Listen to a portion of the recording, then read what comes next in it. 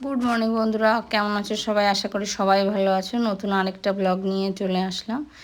দেখো, সকালবেলার বাসি কাজ গুছিয়ে চলে এসেছি রান্নাঘরে রান্না করতে। এই দেখো, সর্ষে শাক কেটে বেছে রেখেছি, লবণ মেখে রাখলাম। এটা বেগুন কেটে নিয়েছি, মাছের তেল দিয়ে করব। আর তার সঙ্গে নিয়ে নিয়েছি কাঁচকলা দিয়ে আর রুই মাছ দিয়ে ঝোল করব।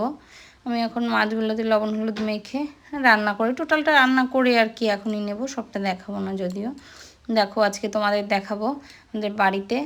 এই দেখো, এটা হচ্ছে নোনা ফল। এটা আমাদের আঞ্চলিক ভাষা, জানি না কার যে আঞ্চলিক ভাষা কি হবে, এই ফলটার কি নাম একটু জানাবে কমেন্টে। এই দেখো, অনেক ফল হয়েছে। গাছটা খুবই ছোট, নিচু নিচু ডাল দিয়ে হয়েছে, অনেক ফল হয়েছে। আজকে এইটাই দেখানো ছিল বন্ধুরা। কাদের কাদের বাড়িতে এরকম এই ফলের গাছ আছে একটু জানাবে কমেন্টে। আজকে আসলাম, টাটা।